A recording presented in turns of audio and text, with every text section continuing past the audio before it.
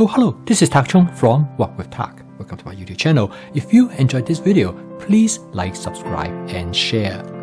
Please feel free to write me at walkwithtak@gmail.com if you have any questions regarding this video or any other video that I have posted in the past. If you have any video that you think you would like me to make, please let me know. I'm looking forward to hearing from you. In fact, this video is due to a question that was raised by one of the viewers, and he asked me what is template-based cooking.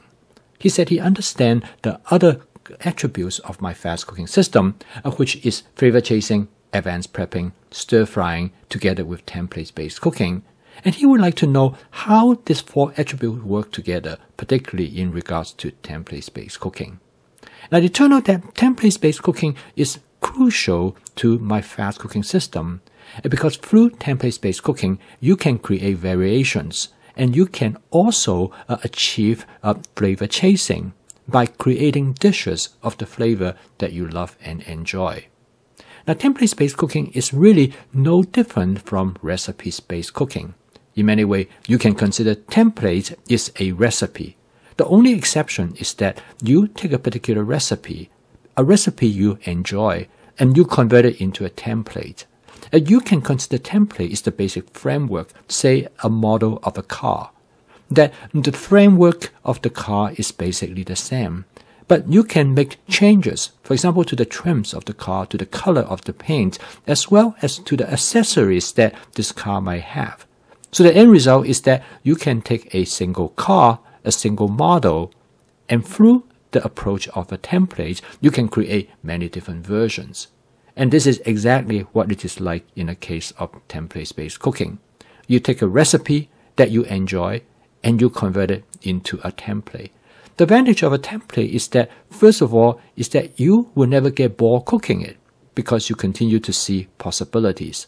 And also, with a template, you will repeat this template over and over again, so you become very familiar of how to cook with this template. Like they said, practice makes perfect, and pretty soon it becomes almost automatically that you know how to cook this dish, and now you don't need the recipes anymore, but you will continue to create many different variations. This dish is a good example, which is a very simple template, which I call it a scramlette. It's a great dish for you to practice and see the possibility how a template work. Basically, you take this basic template, which takes only about 3 or 4 minutes to cook.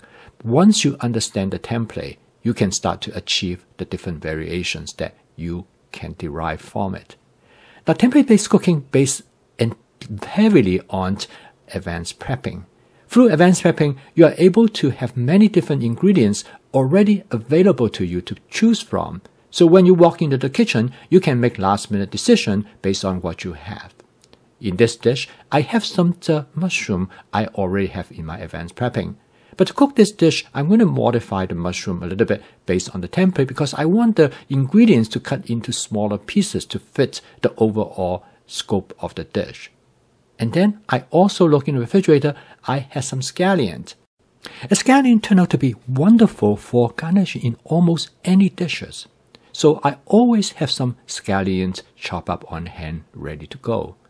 The next item that I have in my advanced prepping, which I really do not need to prep very much, is some cherry tomatoes. In this case, I just simply transfer the cherry tomatoes from the original container into my plastic container so I can fit everything better. Before I beat up the egg, I season the egg with my basic seasoning mix, which intend to enhance the umami flavor of the dish. I have made this seasoning available on Amazon, and you can find the link below the video. You can use it directly as it is. If you like it and you would like to modify it, you can take a look at this video, which has information on the different components of this seasoning mix. I'm going to cook this dish in my Cuisinart 14-inch stainless steel wok, and I'm going to start out with about 2 tablespoons of canola oil. Again, this is a basic template. I will use this step every single time when I cook this dish, so I'm completely familiar of all the steps that are involved. And then I'm going to let the oil to start to smoke, and I let it to smoke gently for about 50 15 seconds. And this is the way how I'm going to create a non-stick cooked surface. And I call this method spot seasoning. And you can take a look at this video to learn more about how this method works. And after 15 seconds, I pour the egg directly into the wok. I keep the burner setting at high, in fact, through the entire cooking process, because I'm going to stir the egg constantly. So this will prevent the egg from burning. And in this case, it's very important you keep stirring.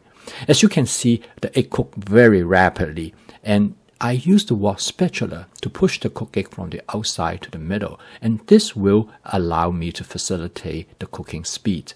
And I put some cherry tomatoes almost immediately, and this is followed by some portobello mushroom that I have already cut up.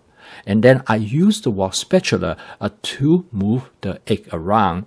Now I'm going to also add the scallion at this particular time. You notice that I try not to scramble the egg too much. At the same time, I'm going to fold the egg over the ingredients just like I would with an egg omelette.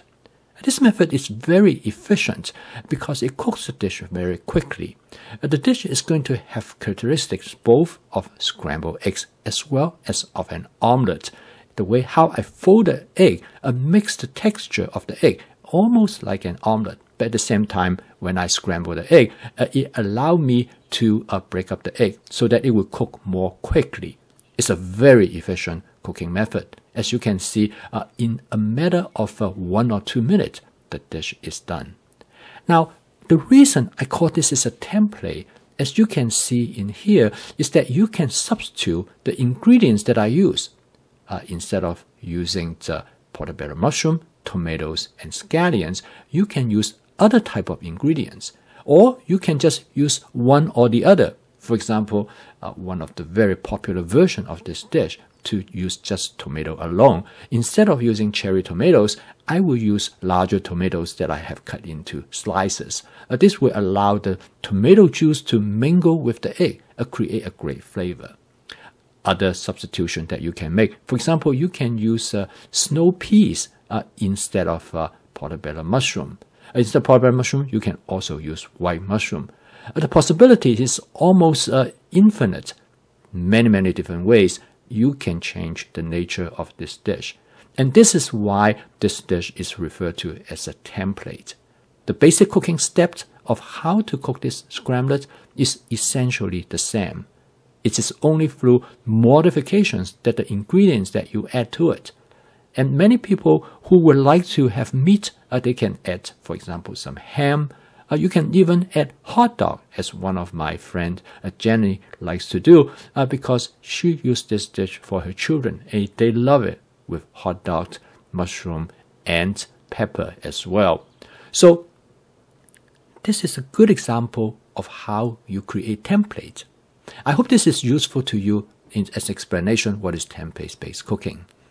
I post a video each day to help you to make home cooking as part of your daily routine so that your home cooking will be practical, efficient, creative, and fun. And I hope that if you are interested in my fast cooking system, you can subscribe to my YouTube channel and learn more about it. So keep on cooking. I will see you tomorrow.